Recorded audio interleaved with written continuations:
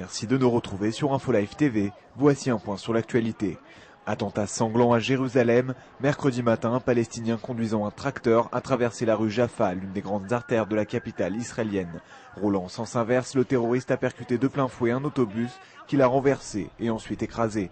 Il s'en est également pris à plusieurs véhicules et piétons avant d'être abattu par des policiers venus à sa rencontre. Le bilan définitif de l'attaque fait état de 3 morts et de 46 blessés. En réaction, d'importantes forces de sécurité ont été déployées dans la ville de Jérusalem, où la tension est de nouveau montée d'un cran.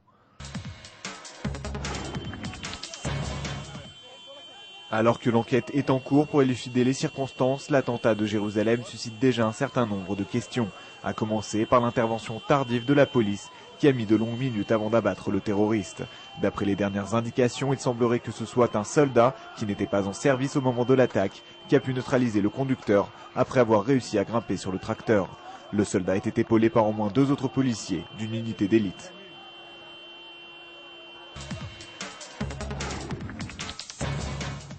Le terroriste responsable de l'attaque se nomme Roussam Douayat.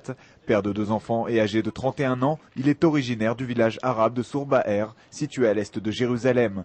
D'après les premiers éléments communiqués, il serait employé par la société en charge de la construction du tramway à Jérusalem. Ce Palestinien serait par ailleurs détenteur d'une carte d'identité israélienne et possédait déjà un casier judiciaire.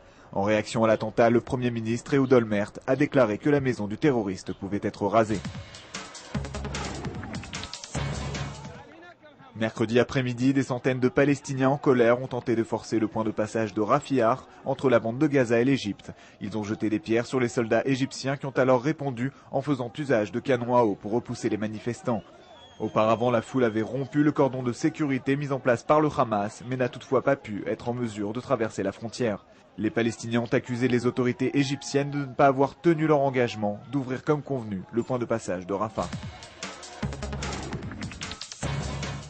Un mot enfin sur les derniers développements de l'affaire Mohamed Al-Doura. Le CRIF a tenu une conférence de presse à Paris afin d'appeler à l'ouverture d'une commission d'enquête composée d'experts pour élucider l'un des épisodes les plus marquants de la deuxième intifada.